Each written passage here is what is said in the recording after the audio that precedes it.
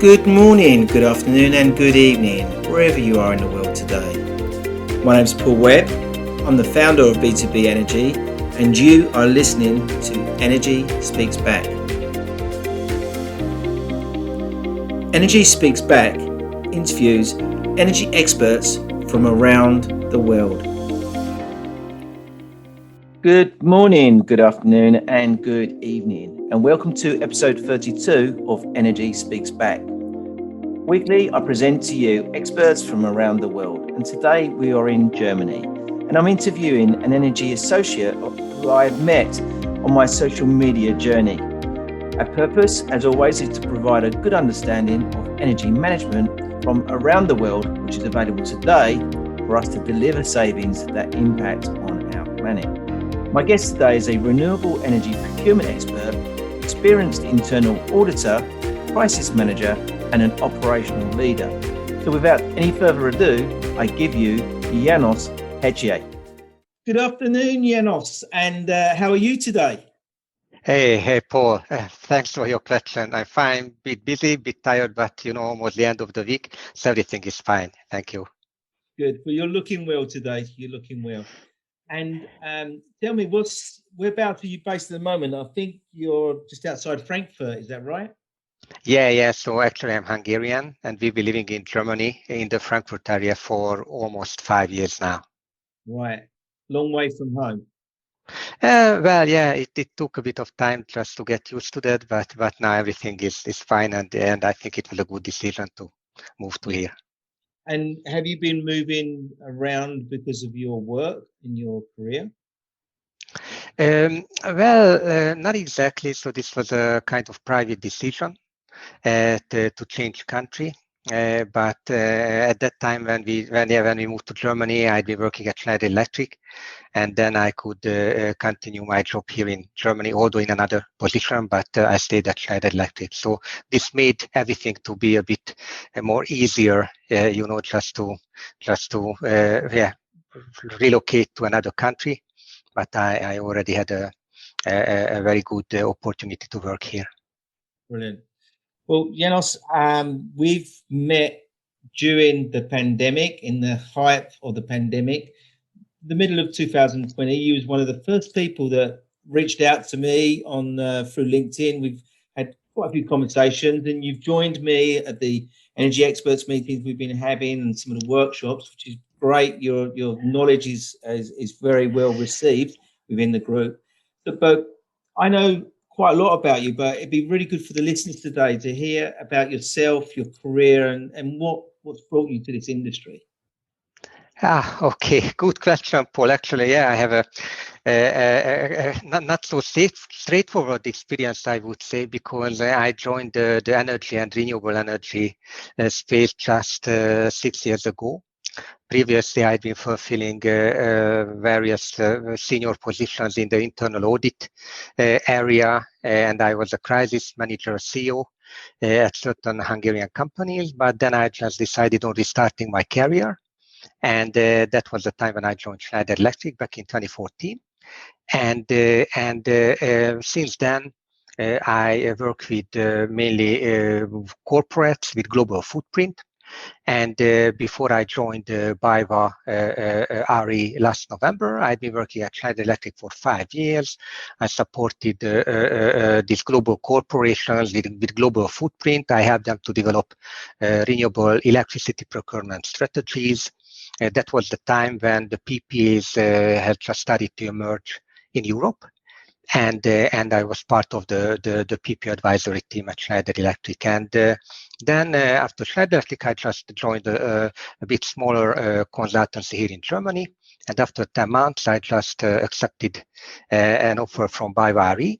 And it means that since last November, I work at the company as a PPA manager. So it's interesting that previously I'd been sitting on the buyer side of the PPA table. Now I'm sitting on the seller side. And what I'm doing is that I try to conclude and negotiate PPAs for our fantastic renewable energy projects in the UK and the Netherlands. So that's my story in a nutshell.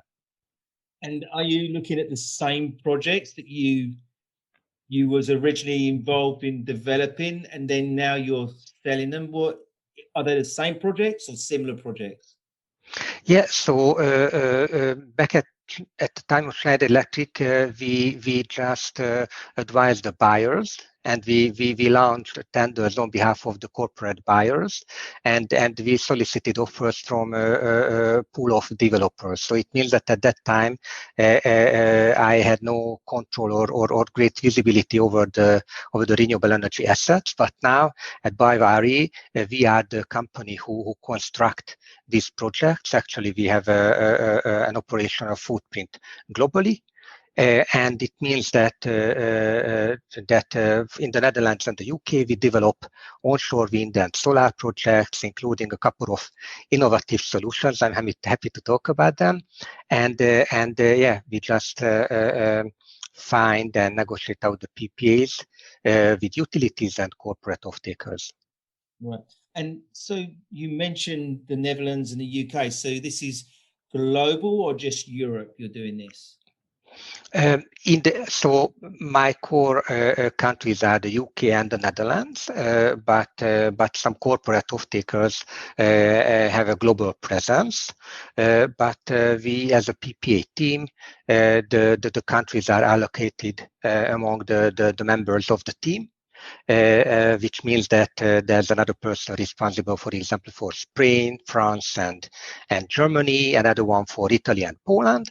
And also we have colleagues in North America and in LATAM and the APEC region as well. And in those regions, they are responsible for their PPAs. Yeah. We focus on the EMEA region. And what volume of energy are we referring to here? Vast amounts? Yeah, absolutely. So actually, when it comes to PPAs, we have already contracted more than our electricity under PPAs, and already contracted out the clear and strong focus on corporate PPAs. So we are a kind of big player, I would say, and we are expanding pretty dynamically, which is it's very exciting times for us all now. And what sort of percentages are we talking about in these countries at the moment that you're involved with? Yes, so the PPAs are mainly contracted with renewable energy. So in this regard, 100% of the scope of the PPA are renewable energy. But within the countries, if you ask the energy mix or electricity generation mix, it varies, I would say. So, for example, we have concluded not so long ago a PPA with Heidelberg Cement in Poland. And Poland is definitely a country where these corporate PPAs, corporate renewable energy PPAs, can help a lot, and the corporates can reduce their carbon footprint by signing PPAs in Poland, because the Polish grid is very dirty, because the vast majority of the electricity comes from coal. In the Netherlands and Germany, the situation is a bit better. There are more renewable capacities connected to the grid, but I can confirm that if we want to meet the Paris Agreement targets, then each and every country and then corporate and then regions should do much more. Right. And when you say, because you mentioned Poland there, so the actual energy that they're buying from the wholesale as such, are they buying it from another country, or are they buying it from the pool? So they could be buying that energy from anywhere in the world. So, well, there are different solutions for this. So when it comes to PPAs, it's possible to sign a so-called in-country PPA, which means that the consumption point and the renewable energy asset are both located in Poland. However, there are some other solutions like the so-called pan-European virtual PPA structure, and actually this is an emerging solution in Europe as well. It means that it's possible to contract with a project, for example, in Spain or in the Nordics, and the guarantees of origins that are delivered under the PPA can be used to address the electricity consumptions in other facilities throughout Europe. The guidance is a bit more detailed, but I think it's a reasonable simplification to explain it this way. Yeah. And the volumes of the renewable energy that you're seeing, is there a forecast for just constantly keep increasing? Are we seeing that marketplace growing and growing every day? Yeah, so renewables are definitely expanding, and it has some considerations that we should take into that we have to deal with.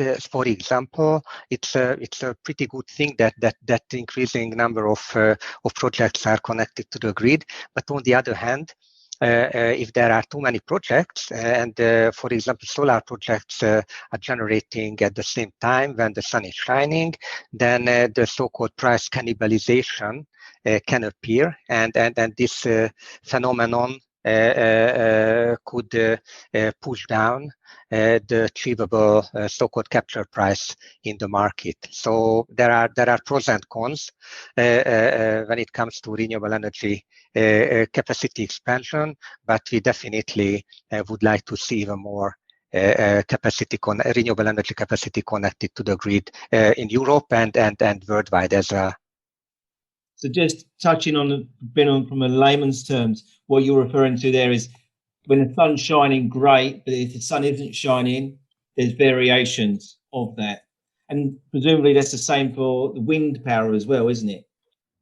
Yes, absolutely. And solar and wind farms have their typical so-called production profiles, and just from a corporate off-taker point of view, it can be a good solution to sign a PPA, not only with a solar project, but with the solar and the wind project, because the production profile of these two technologies can supplement each other quite well. Is there new technologies that are coming along that can supplement it even further that we have on the horizon? Definitely, and actually the list is long, and it's just unbelievable how dynamic this space is. So, for example, nowadays everyone is talking about so-called co-location. So it means that battery storage is built on the site of the onshore wind farm or the solar park, and it can just optimize the production and the revenue of the renewable energy asset. But also nowadays, it's not only battery storage, but electrolysis as well, with the goal to produce green hydrogen. And only when we talk about only solar PVs, there are so many innovations, and for example, BioRe is really a leader in this regard, because we need to face the challenge, the so-called fuel versus food debate, and it means that we need to find solutions when we build the solar projects, not on arable on agricultural land. One solution can be if we build the solar PV under a so-called agrivoltaic structure. We have a couple of interesting projects already built in the Netherlands, and also another technology is to build the solar panels not on the ground or on the rooftop, but on water, and we have a couple of floating solar parks in the Netherlands. And beyond these technologies, it's worth to mention the innovation in the wave and tidal energy solutions. I'm sure that these technologies will emerge in the coming years even more. So, yeah, the list is long as mentioned, and it's it's very good to be part of this story. Brilliant. And you mentioned corporates, first of all. So can we clarify the corporates that are looking to, I'm not expecting to put names to the corporates, but is there, when you talk corporates, are we talking the suppliers, or are we talking the end user? Mm-hmm. So, and by corporates, I mainly mean the end users. Right. And these are mainly the companies that have certain carbon or renewable energy related commitments and targets. And these corporates need to find solutions in the market, how they can meet those targets. And until a few years ago, the mainstream solution was for these corporates was to procure or buy so-called unbundled energy attribute certificates in the market. It was an easy solution.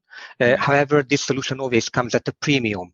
But when a corporate signs a PPA, there is a good opportunity to achieve savings. And I know, Paul, that you also like the savings in your area. So you know exactly the value in paying less for the electricity. Presumably this is all certificated, and the organization, and we're talking major energy users, aren't we, here, that need this as part of their corporate social responsibility, presumably. Yes, so this is a very interesting question, because at the beginning, mainly large energy intensive industrial clients signed the PPAs, like the big tech companies, but there are now smaller or other type of players already appeared in the market, retail stores, and really from every industry and market segment. Now we see off-takers and PPA buyers,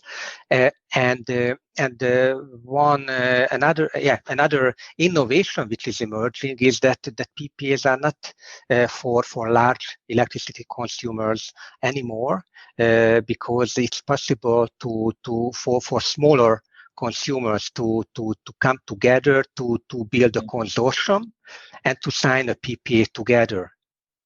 Yeah, I've done some for housing associations where they had 33,000 meters, so they brought all those together to be put onto a PPA. So yes, they bring them into the collaboration to buy off that bucket. We used to call it a bucket off the grid of wholesale price. Yeah. So I'm going to put you on a spot with something, not my normal question, but do you think we would ever be in a position where the whole world has 100% renewables? And when do you think that could happen? Could that happen in our lifetime? Very good question, Paul. And I think a lot of people would be very happy if they knew the answer to this. So I think this should be definitely the ambition. Yeah. And it's reasonable to assume that we will get there, particularly with solutions like battery storage and other solutions that can help to flat out the intermittency of the renewable energy. So yeah, the short answer is that I do believe that we will get there. And to your second question, that if this happens in our lifetime, well, I hope so. I obviously don't expect this to happen in the next 1 or 2 decades. Would be great, but I don't. I'm a bit pessimistic about it. But if we would achieve this until 2040 or 2050, I think it would be a big thing for everyone on this globe. Yeah, we're definitely on a journey to get to that milestone. Whether we make that milestone or not, that's another story. No one can answer that, as you say. But as far as I can see, talking to people like yourself, we are definitely on that journey to achieve that. And there's a lot of experts working in the field to deliver that milestone as well, isn't there? Yeah, absolutely. And then it's really good to see really everyone's effort in this direction. And these efforts can be taken by country, region, state, city, or company level, but even at the single person level. So that's how we can achieve this ambition, that if we really just work together and combine our forces. I truly believe in it. I do. In the last 12 months of working, this is how we met. We've been part of groups regarding clean energy revolution. There's a lot of personalization going into this of individuals that are very, they're talented individuals, they're experts, and unlike myself, they've got PhDs in this that are driving this story forward.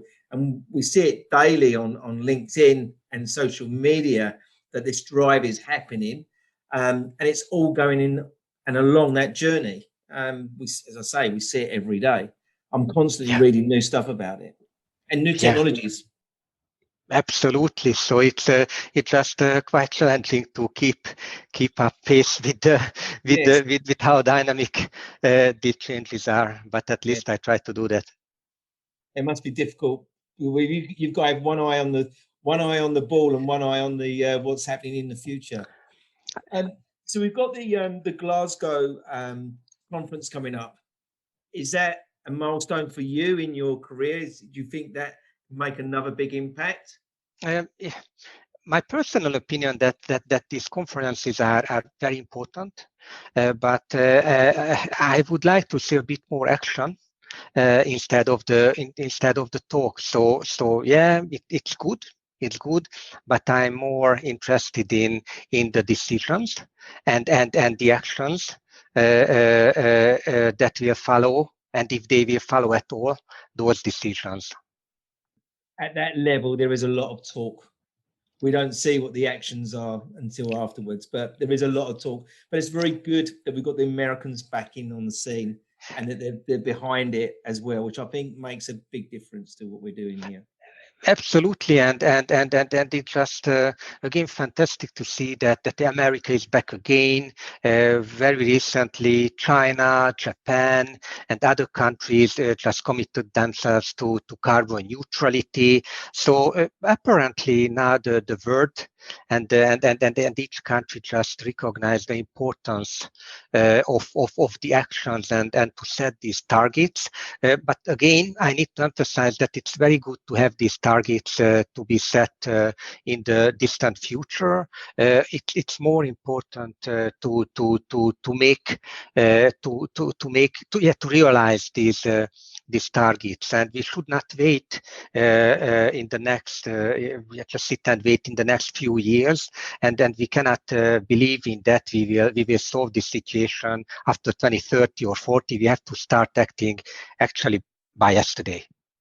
Yeah, we can't leave it too late. And do you have in your mindset, do you think about climate change? Does that play a big part in your everyday, in your mind of what you do every day? Well, it definitely is, and not just because of my job, and really I work in this universe, but I can see it in my personal life that how the seasons have changed. There is something that I always mention that how lucky we are that Vivaldi composed the four seasons centuries ago. Because today maybe it would be only two seasons. So it's just very interesting, but not interesting. It's not a good word, but it's a bit frightening to see that what happens with our winters and with our summers. So yeah, it's definitely something that I think about every day. I think about it most afternoons. So today I've gone out for a walk. My tree in front of my house, beautiful cherry blossom tree, absolutely stunning, but it's freezing cold. It's so cold, and it shouldn't be that cold. We should start feeling the temperature now improving. We're going through spring into summer, and it just feels like we haven't come out of winter yet. But so what you're saying, we could be go from the 4 seasons to the 2 seasons. So go winter then summer. Yeah, absolutely, absolutely. Well, yes, it's at this time during my interview that I'm going to put you on the spot like I do with all my interviewees. And I want you just to think about what you can give back to the industry. Is there anything that you would like to give back today that you feel is a takeaway for our listeners today? Another good question. And well, I think to give back is very important. I learned so much from the people on my journey, and I'm doing this every day. And people who know me, that they know that I'm always happy to share my experience, my knowledge. So I definitely would like to help people to join the renewable energy industry. So this is one thing that is very important for me to help others. And one key message maybe is that as mentioned earlier, we are together on this boat, and we need a combined effort in order to make or to keep our home and our world livable. And I hope that sooner or later everyone will recognize this. And yeah, fingers crossed that we will get there and we can save our planet. Brilliant. That's exactly my thoughts. And the groups I work in regarding, I see three prongs approach, which is really great. The collaboration all coming together for energy management, the supply side of renewables, and the environmental side. 12 months ago, I wouldn't have been seen talking in depth about renewables to someone like yourself. We wouldn't have, our paths wouldn't have crossed. But over the last 12 months, everyone's started working. We've seen collaboration across the industry, where we're all sharing knowledge. Some of the stuff I share into the group, into LinkedIn, is valuable for you in your role, what you're doing, because you can then speak to the organisations and corporately regarding they're buying a PPA, but you can then also say, well, you should be saving it. And same for us. We're talking about saving energy, but then they should be buying better, procuring their energy better, and buying more green and renewable. So you can see the collaboration working well together. Absolutely, Paul. And actually, I'm a big fan of you because we talk a lot about electricity and green energy, but we both know that the best energy is that which is not consumed at all. Yeah. And I really like your efforts, how you try to reduce the electricity and energy consumption of your customers, and also energy efficiency, another very interesting topic. Maybe we can talk about it next time. And do you get involved with the efficiency side? Do the corporates ask for that support? Well, honestly, it's not my core expertise, but in my previous company at Schneider Electric, they have some very good solutions in this regard, and I'm a curious person, so I always try to understand everything. So I have my personal view on this topic, but this is just a kind of personal knowledge, let's call it this way. On a personal note, you say Schneider. I actually worked for Schneider, but it wasn't Schneider, it was Satchel Controls. So when I worked for Satchel Controls, I left, and then probably I think 2 or 3 years later, Schneider bought Satchel Controls. So we would have probably been working for the same company if I stayed there. Absolutely. So this happens nowadays that Schneider just I think made some very good strategic acquisitions in this regard.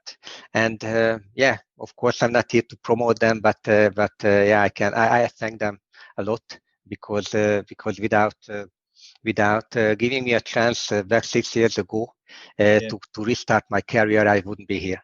Well, Janos, it's been a real pleasure. I love catching up with you and talking and learning. I learn something new every time I speak to you. So it's really great to catch up with you. And, thank you for joining us and sharing your knowledge with our listeners today. So thank you.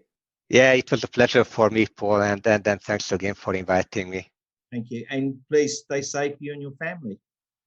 Yeah, we'll do that. You too. Thank you for listening today, and thank you to my special guest. And if you want to know more about managing your third largest expense, please go to our website on b2benergy.co.uk. That leaves me with one more thing to say. Be safe.